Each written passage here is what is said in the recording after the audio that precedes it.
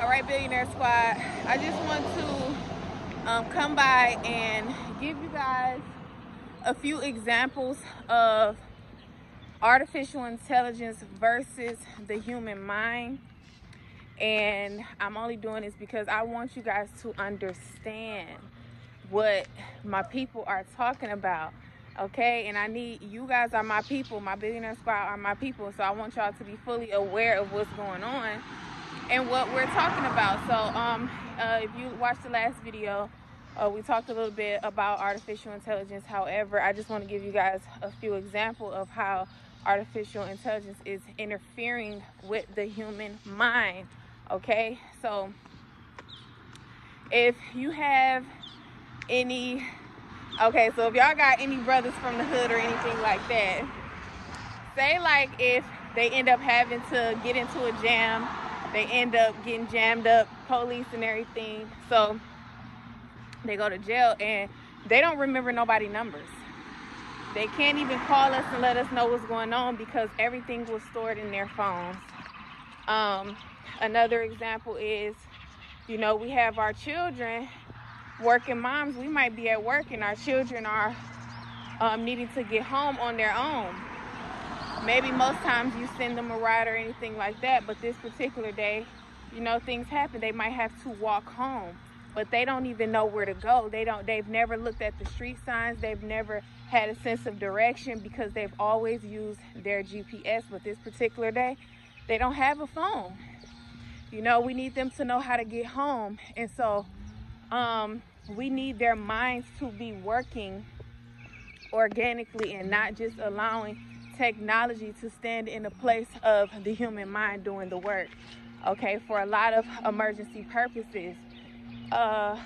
Also, so like I still write down all my contacts.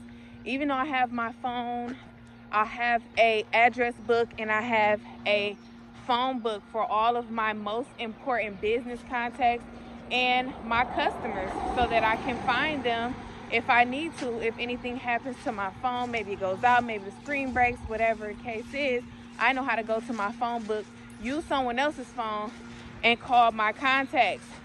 Another thing, I send all of my own emails. So they have this new automation thing where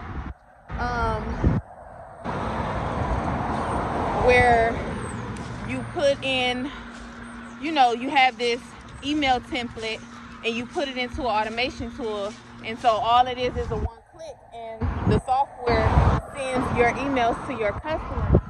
And I understand, you know, when you first getting started or whatever, you want things to happen quickly, you want to be able to contact everybody quickly and everything, and you don't want to always have to do the work. But me personally, I send out my own emails. I personally type them up and send them myself because I feel like people can feel the energy behind the writing. They can feel the energy behind the email. And a lot of times, me as being a customer myself, if I feel like a company is sending me an already made email, they haven't even taken time to really read my correspondence and they are just sending me a pre-made, already made email.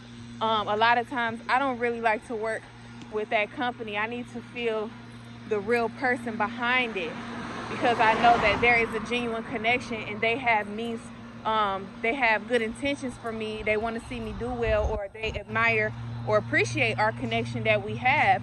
So they personally sent me that email themselves. I appreciate that more than just the automated message that you sent to 200 people. And so I know that when you get to the point where you have thousands and thousands of customers, that you're not going to be able to send every single email on your own. But for the beginner stage businesses, I feel like it's only right because you're building up your customer base organically.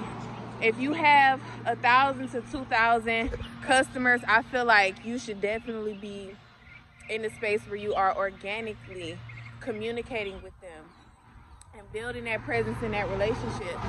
And not that you have to send every single email yourself, but you are definitely putting your presence behind the communication that you guys are having. So again, I send all my own emails. I write down all my emails in a book. I write down all my phone numbers in a book. Most of my clients that I have, I've gotten these clients from actually like going to pop-up shops, going on Eventbrite, passing out business cards, or like I like to support other people in order, you know, for them to get to know me. You know what I'm saying? I don't mind investing in order to build relationships. Like, so I don't mind if I see an event for somebody, even if it's somewhere where I can't take my products or promote my products. At least I have a business card. They'll remember my presence, they'll remember my face, and they'll contact me. But I don't mind paying to support someone else to build relationships, because that's organic. Okay, so I just want my billionaire squad to understand what artificial intelligence is, and it's standing in the way between people and doing real-time work. And I don't know, maybe I'm just from the old school, but I feel like if there was ever an event where things were not operating how they are now, I still want to be able to survive, do business, and provide for my children. And so I always make sure that I keep those organic record books. I make sure that I have a solid foundation. So like, if you have, just think about this, if you have just 50 clients, 50 sounds like a small number, but if you have 50 clients that are spending at least $500 to $1,000 with you every single month, whether you have technology or not, you have $50,000 a month. Okay, on the high level, 1,000 times 50, 50,000. You have 50,000 a month, and that 50 is a small number for you to be able to record their numbers, record their emails, keep in touch with them, support them, and you guys have a tight-knit community. And so that, to me, that's a survival skill, to be able to put your brain to work and retain the information for yourself. And so AI kind of takes that out of the works to where you might not be able to survive if technology is not around. And so that's the tricky situation of it all. And I just want my billionaire squad to understand that.